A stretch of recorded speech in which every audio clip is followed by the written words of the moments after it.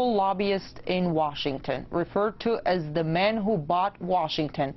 He bribed government officials in order to gain political support for his clients. In 2006, he was convicted of ripping off his clients. Jack Abramoff served 3.5 years in prison, guilty of conspiracy, fraud, and tax evasion. Mr. Abramoff, thank you very much for coming. Since your release from jail, you've been very vocal about corruption in Washington. I read your book, and I got a sense of your frustration about the fact that while you were sent to jail, people involved in the same corrupt practices are sitting pretty in their offices on Capitol Hill. Well, I'm not as frustrated that their people didn't go to jail or prison. Prison's not fun, and I wouldn't wish it on my worst enemy.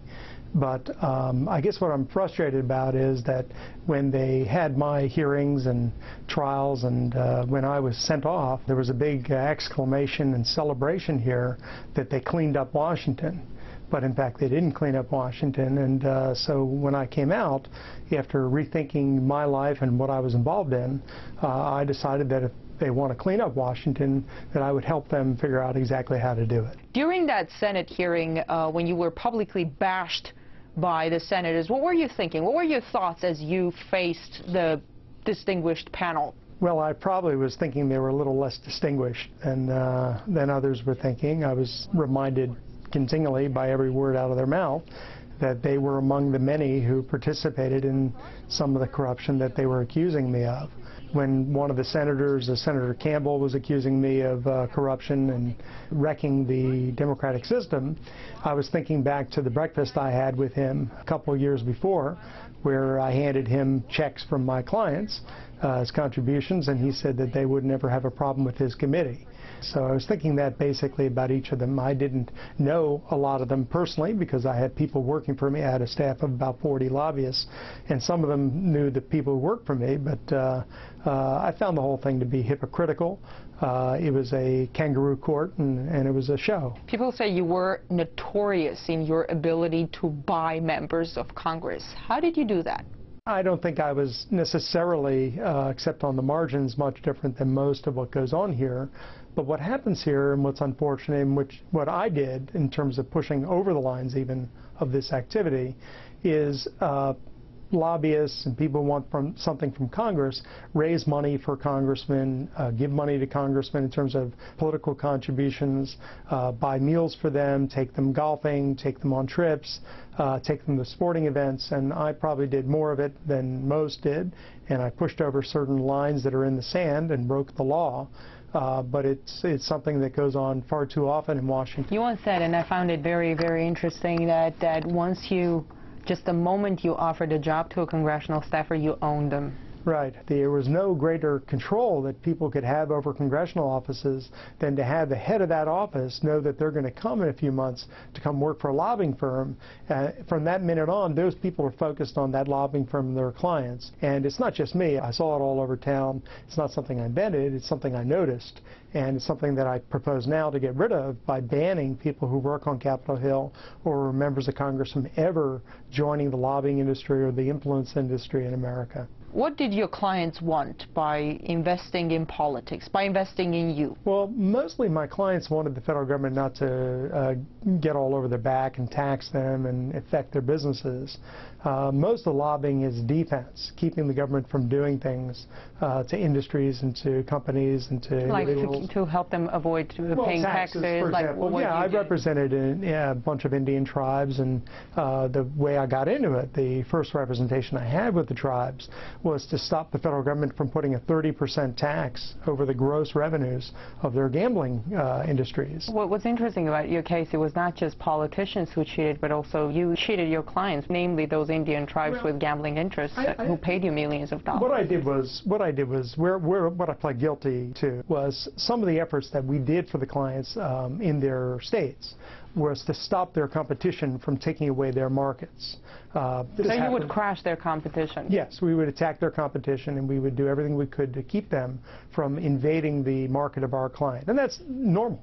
in America, unfortunately, for better or for worse. That's not something we made up. Do you have any regrets about doing that? Well, at the end of the day, I regret using the political process as a weapon against competitors, because at the end of the day, I don't think the government should be used like that. I didn't have a problem with it then, and I should have. Even if we're talking about millions of dollars in contributions, it's still peanuts for any big corporation. It's a tiny fraction of what they make. Did you get a sense of how powerless average Americans are when the interests of big guys like that are at stake on Capitol Hill? Well, Americans have a very tough time competing with these special interests. The special interests come in with a lot of money, and you're right, it's minuscule amounts of money compared to what they could do, and some of them do a lot of money, but it's still a small amount. The problem is the average citizen here is not engaged politically. And when they're able to bring in money and influence members of Congress to vote on things that are not good for the country and not good for the general interest because somebody with a special interest is pushing on it, that's where the problem starts. So what I propose in my book, and the effort that I've been engaged in since I've gotten out of prison, is a way to separate money out of politics here.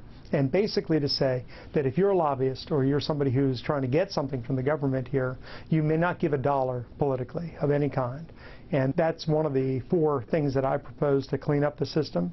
I think it's very important because at the end of the day, political contributions, if I give you something, if you're a congressman and I give you a contribution and I want something from you, that contribution may not be called a bribe, but it is a bribe at the end of the day. How many members of Congress are involved in corruption like that, in bribery like that? Well, I mean, ultimately, every member of Congress who's taking a check, a contribution from a lobbyist or from a company or from a union or anyone who needs or gets something from Washington, whether it's conscious or not, they're involved in it. Ultimately, you can't accept something from somebody without, unless you're a But jerk. they all do.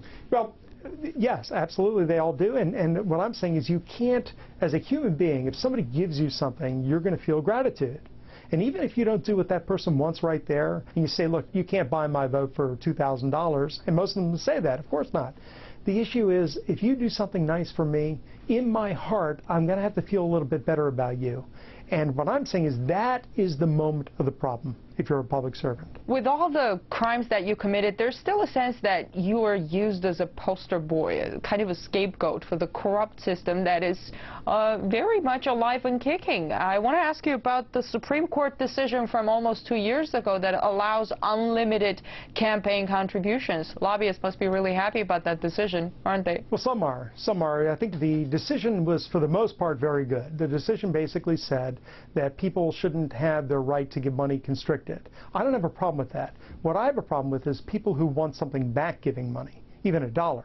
That's the difference with me. Now, corporations, the problem with corporations, the But reason you are contradicting yourself. You were just talking about how any contribution can be seen as bribery, and now you're saying no, being able to funnel as much money as you want is perfectly fine in today's politics? No, I don't think so. I think people should have the right to give. I think I've been fairly consistent. And not to expect anything in return? Why not? Why not? Why should you expect something in return? There are a lot of people who give money in this country, by the way, because they like the ideology of the candidate, they like the candidate themselves. They're not going in there and asking for a grant or a tax break or a contract. Most people don't do that. But it still contradicts with what you were saying a few moments ago, and that is with any form of contribution, especially a big contribution, an elected official finds themselves in a situation when they owe their benefactors. If somebody is worth $1 trillion and they live in some farm in Kansas and they never have any contact with any congressman ever, and they see some congressman they love and they want to give them $1 million because they think they're fantastic, and they never ask for a thing from that person, I personally think that's all right. But it's going to be very hard to track down when they do ask. Possibly. I've talked to law enforcement about this, about my ideas, and once the laws are set in place, I think that they are capable of figuring it out. That decision only created a further complication, in my view, in the sense that it brought corporations in as a possible donor to political efforts. And again, don't you think it effectively legalizes corruption in Washington? Well, I think corruption is legal in Washington right now. Thousands of people took to the streets across America to say no to Jack Abramoff, to say no to corrupt politics in Washington.